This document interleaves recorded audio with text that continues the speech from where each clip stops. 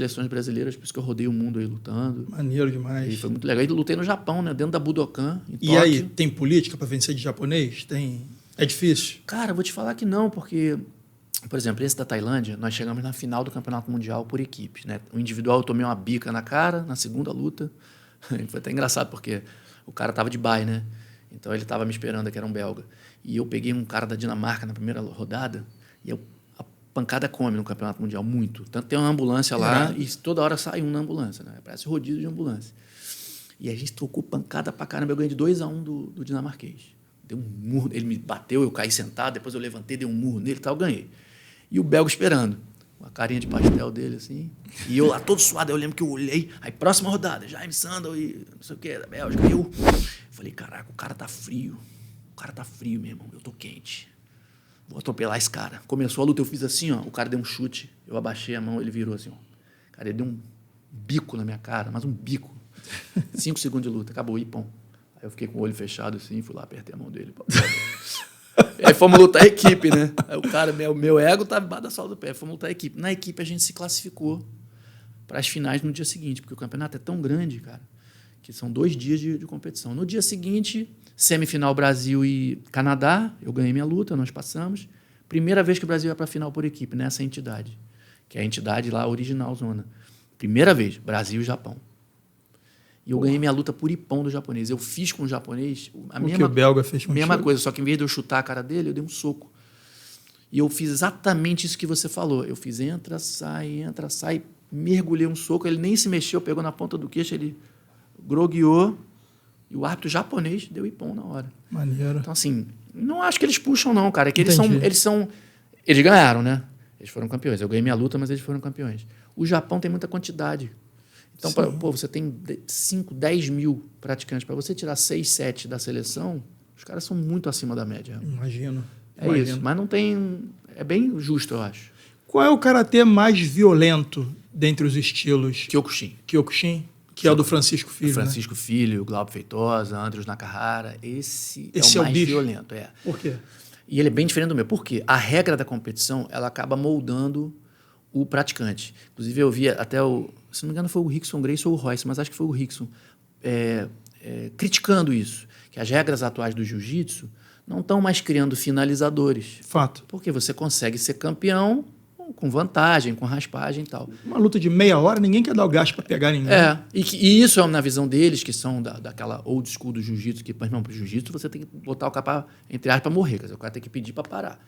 Eles que são dessa escola, eles não estão gostando. Eu vi uma crítica dessa. E eu me identifiquei um pouco no sentido de que a regra molda o praticante. Então, hoje em dia, o praticante de jiu-jitsu não vai buscar tanto a finalização, porque, como você falou, vai se expor, então ele vai ser, de repente, especialista em raspagem e pronto. O Karate Kyokushin, a regra é a seguinte, não vale soco no rosto. Então, primeira característica, eles lutam bem perto. Segundo, não tem tanta precisão, estudo de tempo e distância como o nosso, porque não vale soco no rosto. Só que não é uma luta por pontos. É uma luta por nocaute e assim. Então, eles ficam se espancando embaixo, se espancando. Soco, chute, direto. Soco, chute e chute na cabeça vale. Pode nocautear. Então, o que acontece com isso? Os caras são, primeiro, extremamente poderosos na absorção do golpe. Os caras são de aço. Realmente, para você nocautear um cara do Kyokushin, tem que ser no rosto. Porque embaixo, o cara dificilmente ele vai ser nocauteado. Os caras são muito fortes. Suporte, soco no peito, soco na barriga, chute na perna. Os caras são de aço. Segunda característica, golpe muito potente. Porque eu tenho que te dar um soco na barriga para tentar te nocautear. Então, eles treinam essa potência. Muita trocação. E aí eles ficam muito fortes. É um karatê muito violento, esse karatê Kyokushin. Só que, como ele não tem soco no rosto, não tem a violência da pancada no rosto. O meu já é um karatê menos violento, não tem tanta trocação, porque é uma luta de ponto, mas tem mais soco no rosto. Então, essa seria, mas o Kyokushin é mais violento. O Francisco Filho fez uma... Como é que eles chamam lá? Que é a promoção de faixa? Se não me engano, quando você vai para o quarto Dan, tem que fazer 100 lutas. Que loucura. 100 lutas. De uma vez só? De uma vez dentro da academia. Não é luta de competição, mas é 100 lutas dentro da academia. Tem um vídeo, eu assisti no YouTube outro dia, você até cansa de tanta luta que é, cara. Caralho. E aí, normalmente, os caras saem de lá e vão para o hospital direto, né? O cara que fez o desafio. Sim. Porque o fundador desse karatê, o Oyama, dentro do que eu sei das minhas pesquisas, ele treinou karatê Shotokan, então ele veio do karatê Shotokan também. Só que ele era um cara muito questionador. Falava, pô, vocês treinam muito kata, que são as formas. Vocês treinam muito sem contato. Eu não quero, eu quero me testar. Então ele pega e funda o Karate Kyokushin, onde exatamente é físico e confronto o tempo todo, as aulas são de confronto o tempo todo e tal. Só que, pô, não tem como você fazer um karatê desse de competição e botar a regra valendo soco no rosto, senão vai ser um caindo para cada ia lado. ser uma carnificina. Então ele botou essas regras de não valer o soco no rosto. E com o tempo, porque os golpes são os mesmos. Os mesmos, Maigeri, Mawashigeri, Gyaksuki, é tudo a mesma coisa. Mas eles têm essa... Se você pegar um karateca do Shotokan, você vai ver essa característica. Entra e sai, guarda baixa, luta longe. Se você pegar um karateca do Kyokushin, já é diferente.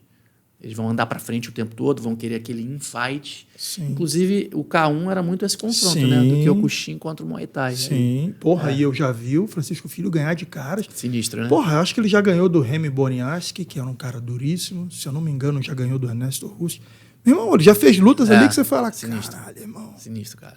Ele, o Glaube também, o Glaube. Pô, eu lembro de uma luta que ele encostou a mão assim no cara. Foi, com a mão o maluco na frente. desabou. Eu falei, caralho, como?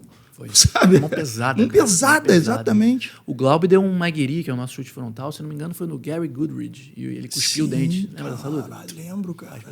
Exato. Eu conversei com o Glaube, eu cheguei a ficar com o Glaube nessa última luta do Vitor. Eu fiquei lá um tempo com o Glaube lá. Gente boa demais. E aí eu perguntei dessa luta, perguntei do Sam Shield. Ele falou, caraca, o cara mesmo não dava medo. O cara Sam Shield é muito grande. Muito né? grande, muito rápido também do Karate Kyokushin. Sim. Tinha uma joelhada que, pô, a joelhada vinha aqui no meio da tua cara. Né? O cara grandão. E ganhou vários do K1, assim. Não podia clinchar, mas ele dava a joelhada de longe mesmo. Mas aí no MMA ele tentou, o Sam Shield não se deu bem. Não. E por quê? Porque no MMA, cara, o Karate Kyokushin ele tem que se adaptar muito. Porque como eles trabalham no infight, você é derrubado com facilidade. É verdade. Então o Karate Shotokan, por outro lado... Então, olha que interessante, o Kyokushin, o que tem que trabalhar? Exatamente a movimentação. Para você não ficar tanto no infight e não ser derrubado. E o Shotokan tem que trabalhar mais a potência. Porque por ser uma luta de ponto, o objetivo não é sempre nocautear o adversário. Embaixo é uma luta de full contact. Mas em cima não é. Então você tem que trabalhar mais a potência. Então, se você conseguisse misturar os dois... Perfeito. Ia ser uma coisa bem interessante aí, né? Para que serve o kata, Jaime? O kata é como se fosse assim, uma reserva cultural do karatê, assim, das técnicas originais. Como se fosse assim, fazendo um paralelo com o jiu-jitsu. No jiu-jitsu original tinha uma saída para cá, tinha uma fuga de quadril específica para lá, tinha uma levantada técnica específica, e aí você monta uma série de exercícios, de movimentos, chamado kata, onde você vai mostrar a fuga do quadril. É um drill? É um drill, como se fosse um drill, uma fuga do quadril para cá, uma levantada para lá. E nesses movimentos, cada kata tem um nome, e também entra a parte cultural. Então, cada kata tem um nome, você tem a forma como ele foi criado, por quem, qual mestre que criou, como é que foi e tal. E ali é considerado pelos karatecas a reserva técnica perfeita do karatê. Então, eu vou fazer o movimento perfeito. Porque na luta, eu não preciso fazer o movimento perfeito. Às vezes eu dou um soco e meu cotovelo abre um pouquinho. Ou a minha cabeça foi para o lado para eu esquivar e eu bati, tudo bem. No kata, não. No kata, o soco tem que ser completamente perfeito, os movimentos perfeitos. Então, eu, por exemplo, gosto de treinar kata, apesar de eu ter sido especialista em competição de luta, eu sou apaixonado por luta, mas eu gosto de treinar kata exatamente por isso. Para que eu também não perca aquela reserva técnica, daqui a pouco eu estou trocando, estou batendo com o cotovelo aberto, então eu mantenho o treino do kata, que é o que me mantém aquela técnica perfeita. É como esse exemplo que eu dei do jiu-jitsu, você está lutando jiu-jitsu bem pra caramba, campeão, só que todo dia você treina ali seus 15 minutos, 20 minutos do kata do jiu-jitsu, não é a fuga correta do quadril, é a entrada certa do triângulo, como é que faz com o quadril, como é que ele sobe. Então o kata ele serve para isso. Mas todo movimento tem uma finalidade real no todo kata? Movimento, 100%? 100%. Por exemplo, no segundo kata, já que criança aprende, que você na faixa branca, na transição da branca para amarela já aprende. Ele começa com uma defesa dupla, que seria um cara te dando um soco, e logo depois ele tem um quebramento. Isso aqui é um quebramento realmente do braço do cara, do cotovelo do cara. Então, assim, todos os movimentos, só que o kata é muito mais relacionado, para não dizer 100% relacionado, com defesa pessoal. Perfeito. Então, é quebramento, chave, torção. Interessante. É muito interessante. Porque eu, como atleta de karatê, eu busco sempre manter isso para eu não perder a parte da defesa pessoal. Sim, que é importantíssimo. É importantíssimo, a defesa pessoal mesmo. São coisas que eu não vou usar no campeonato de karatê, que eu não vou ensinar para ninguém no MMA. Eu não vou ensinar ninguém a quebrar braço, atacar articulação, chutar joelho. E isso tem na parte dos katais. Então é muito interessante pegar os katais também estudar o kata e destrinchar o kata. Para que serve isso aqui? Isso aqui eu tô... o primeiro kata do karatê, o Ryan Shodan, do karatê Shotokan, na parte do Kiai, é uma defesa, mas na verdade não é uma defesa. Você está pegando o braço do cidadão ali que te socou, você tira e você...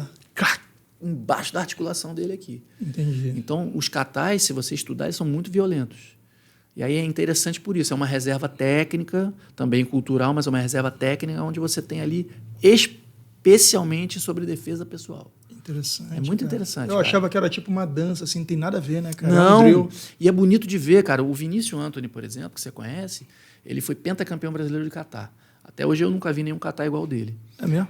E se você visse, se você visse ao vivo, você ia falar, puta, entendi. Eu não precisava explicar nada que eu tô falando aqui, porque você ia falar, meu irmão, isso não é dança. Isso é uma luta. Esse cara tá lutando.